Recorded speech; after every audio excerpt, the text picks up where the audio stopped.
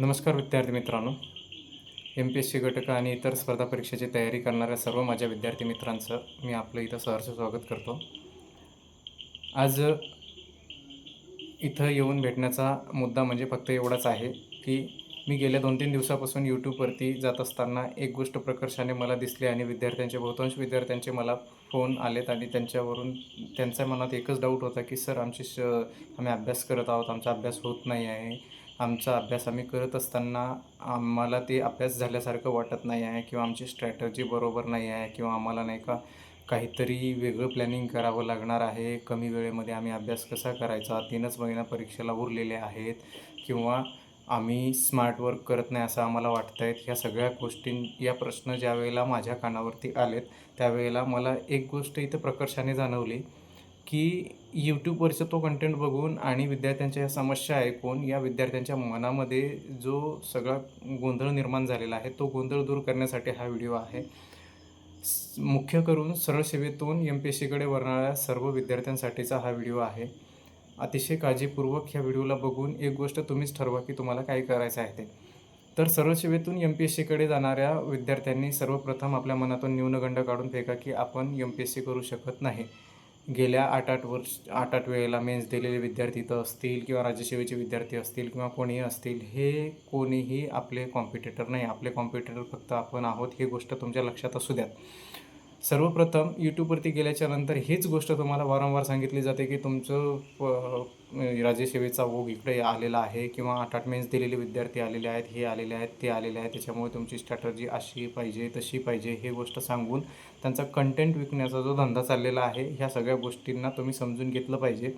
तुमच्या मनात भीती निर्माण करून तुम्हाला त्यांचा कंटेंट विकण्याचा हा सर्रास एक प्रयत्न आहे. तर सगळेच लोक हे खराब आहेत असं म्हणणार नाही, पण काही लोक त्याच्यामध्ये ह्याच उद्देशाने त्या यूट्यूबवरती येतात आणि काहीतरी बोलतात. सगळ्यात महत्त्वाची गोष्ट आपल्याला काय करायचं आहे हे आपल्याला कळलं पाहिजे. आता MPSC घटकाची तयारी करत असताना तुमचा 25 ऑक्टोबर रोजी जो पेपर आहे त्या पेपरसाठी इथून पुढं तुम्हाला साधारणतः 3 महिन्याचा वेळ मिळतो आहे. त्या 3 महिन्यामध्ये तुम्हाला काय करायचं आहे हे तुम्हाला ठरवायचं आहे. सगळ्यात महत्त्वाची गोष्ट, याची तयारी करत असताना सरळ सेवेतून MPSCकडे वळणारा विद्यार्थी वर्ग जो आहे ना, यांनी तुमच्या मनातून न्यूनगंड काढून फेका की तुम्हाला हे होणार नाही.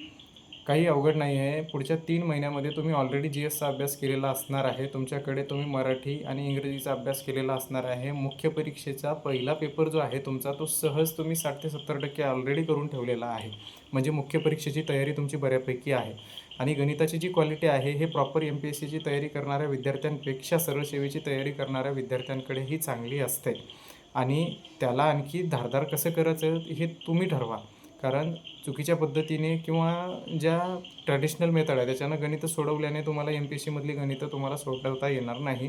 कारण सोडवता येणार नाही म्हणण्यापेक्षा ती वेळेत सोडवता येणार नाही.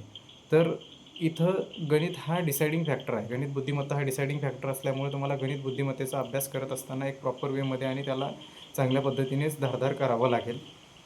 आणि दुसरी गोष्ट अशी की कुठल्याही भीतीला बळी पडू नका. कुठल्याही गोष्टीच्या नादाला आता यूट्यूबवरती जाऊन जास्त स्ट्रॅटर्जी बघण्यात वेळ घालवू नका. मागच्या 5-10 वर्षाच्या प्रश्नपत्रिका काढा. त्या प्रश्नपत्रिका काढल्याच्यानंतर तुम्हालाच समजेल की तुम्हाला काय करायचं आहे. स्ट्रॅटर्जी फक्त एवढीच असेल की मागच्या प्रश्नपत्रिका बघून ज्या भागातून प्रश्न फ्रिक्वेंटली आलेले आहेत ते भाग अगदी लवकरात लवकर, जेवढ्या लवकर होतील तेवढ्या लवकर ते कवर करून घ्या. आणि प्रत्येक सब्जेक्टचा आपला अभ्यास झालेला असतो. फक्त एवढं असतं की आपलं एक मोह असतो की तो सब्जेक्ट आपण डीपमध्ये वाचला पाहिजे.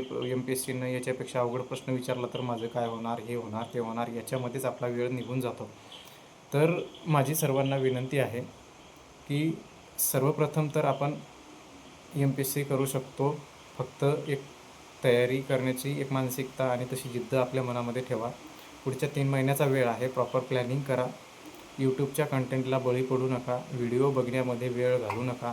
वाचन, मागच्या वर्षीच्या प्रश्नपत्रिका आणि सराव परीक्षा, ह्या एवढाच मुद्दा आपल्याला इथं MPSC पास करून देऊ शकतो. कारण वेळ कमी आहे.